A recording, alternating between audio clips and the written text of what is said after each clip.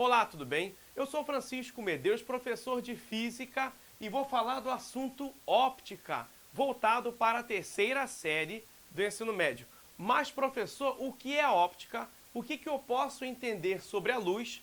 O que é ano-luz? Quais são os princípios fundamentais da óptica? Bom, vamos devagar. Em primeiro lugar, quando se fala em óptica, eu quero me focar, a princípio, nas radiações e fenômenos da visão. São os fenômenos que eu posso identificar dentro do meu campo visual. E aí é o seguinte, se eu for pensar em luz, eu posso compreendê-la como uma onda eletromagnética visível e também posso compreendê-la como uma partícula, lá no efeito fotoelétrico. Professor, como eu posso compreender isso melhor? Veja bem, onda eletromagnética visível. Eu já estou dizendo para você que a luz ela pode ser onda. Professor, o que é uma onda? A onda tem a característica científica de permitir a passagem de energia sem que ocorra a passagem de matéria. Então eu preciso perceber a transposição da energia sem que ocorra a passagem de matéria. Uma onda bem conhecida, que é o que está acontecendo exatamente aqui durante essa gravação. A onda sonora. À medida em que eu falo, a onda ela está se propagando pelo ambiente, a energia se propaga, mas a minha voz ela não vai deslocar nenhum material existente por aqui. Então, no caso da luz, enquanto ela se propaga, eu tenho a passagem de energia radiante, mas essa luz ela não vai transportar matérias que ela possa encontrar na frente dela. Além disto, além de falar que a luz pode ser entendida como uma onda eletromagnética, desde que seja visível, porque existem outras ondas eletromagnéticas que não são visíveis. Por exemplo, Wi-Fi, micro-ondas que eu deixei ligado lá na cozinha, o controle remoto quando emite a sua radiação, o raio-x utilizado em hospitais e por aí vai. Quando eu penso em luz, eu quero aquelas ondas eletromagnéticas que eu posso visualizar. E aí eu acabo identificando cores, assim como, por exemplo, existe aqui no quadro. No entanto, havia uma briga entre aceitar a luz, tanto como onda, assim como também como partícula. E aí a luz, será que pode ser entendida como partícula e também como onda? Na verdade, sim. No caso de onda, os motivos eu já falei para você. Mas como é que eu vou observar a luz como uma partícula? Pense no seguinte, Einstein falava o seguinte, eu vou pegar aqui uma placa metálica e essa placa metálica ela vai ficar exposta à luz solar.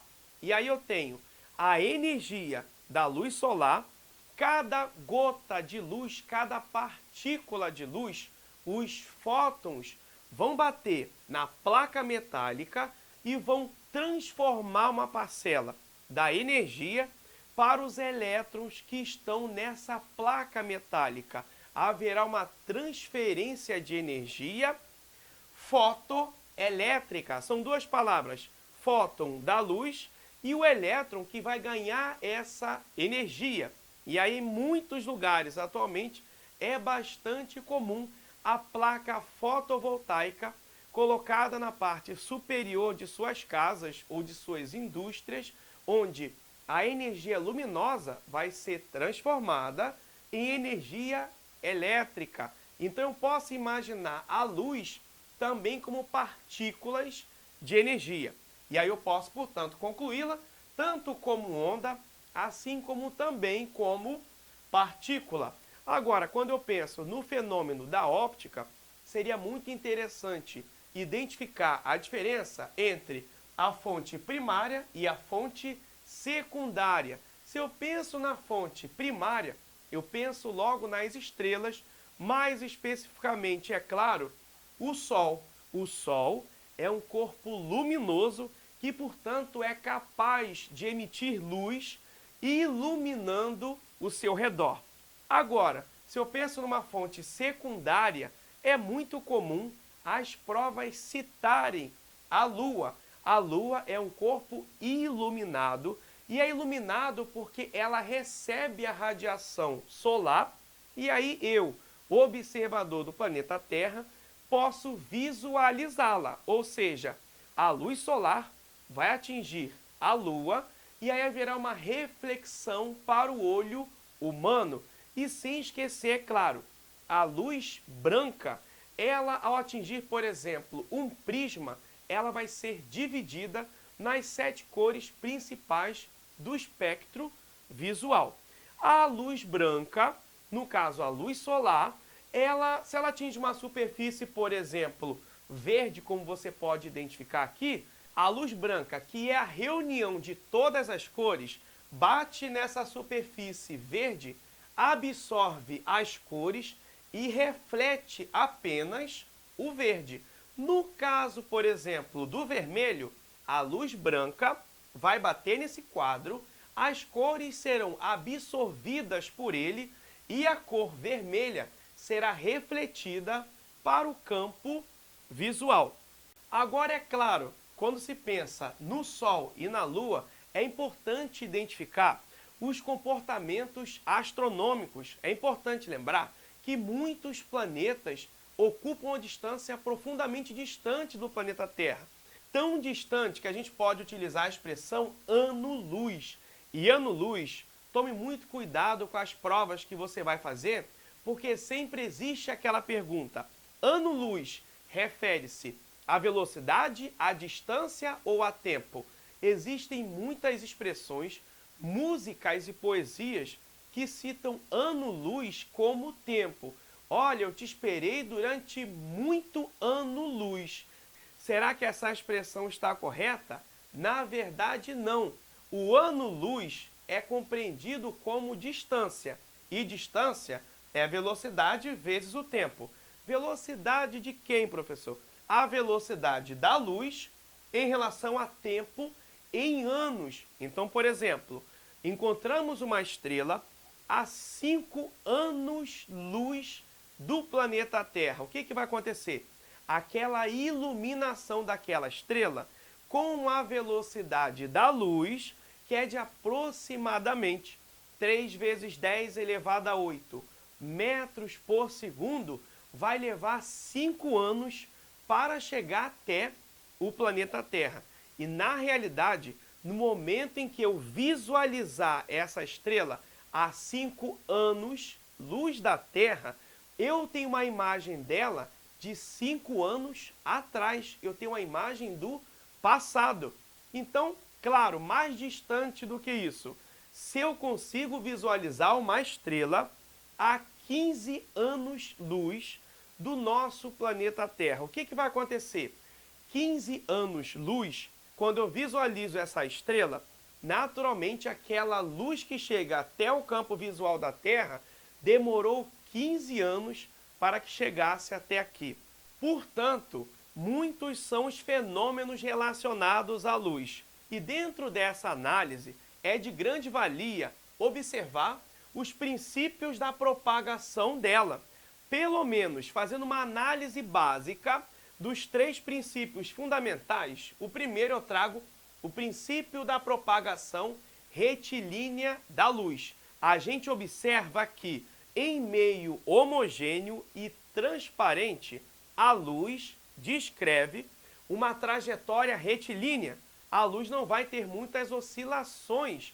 Ela percorre um espaço de maneira reta, de maneira retilínea. E é por isso que existe a apresentação da sombra. Por exemplo, a luz ela é perfeitamente retilínea até que ela saia de um meio de propagação, que é o ar, e atinja a água. Se ela sai de um meio que é o ar e atinge a água, ao mudar o meio de propagação, ela atravessa, ela refrata para a água, apresentando um desvio.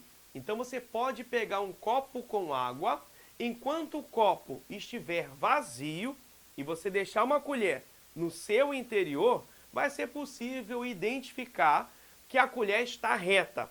Após você colocar água no copo, você vai perceber, você vai identificar, visualizar que a colher esteja amassada, porque ar e água são dois meios de propagação diferentes. Segundo meio de propagação é o meio da reversibilidade. No caso da reversibilidade, eu posso imaginar uma pessoa A e uma pessoa B. Elas não podem se visualizar diretamente, porque existe um obstáculo aqui entre elas. Poderia ser uma casa, uma superfície opaca.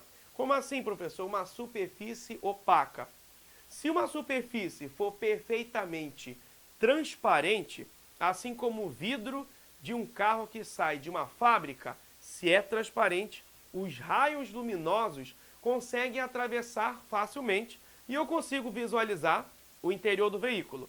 Se for colocado uma película suave de insufilme, eu vou dizer agora que o vidro exemplifica o caso de uma superfície translúcida, onde eu não consigo visualizar muito bem o interior do veículo. Se for colocado uma película totalmente escura, aí eu vou dizer que o vidro apresentou-se como uma superfície opaca. A casa é o exemplo de uma superfície opaca, pois eu não consigo visualizar o outro lado da parede.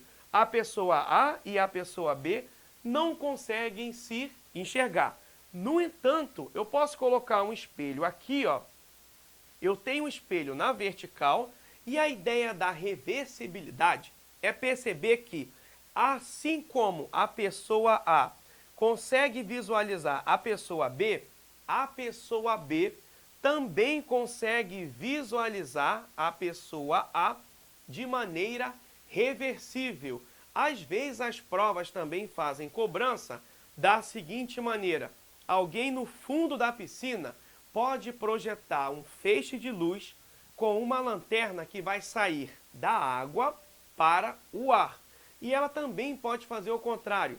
Saiu da água, pegou a lanterna, apontando um feixe de luz do ar para a água. A análise é reversível. Chamamos de princípio da reversibilidade. Agora, pensando nessas ondas eletromagnéticas, mais especificamente as visíveis para nós, o que acontece com o princípio da independência dos raios luminosos? A ideia aqui é perceber que eu tenho um feixe de luz vermelho que estava sendo direcionado por essa figura aqui, poderia ser um elefantinho com a imagem vermelha, só que aí no meio da trajetória apareceu um feixe azul que estava sendo direcionado para o elefantinho que fosse, por exemplo, azul.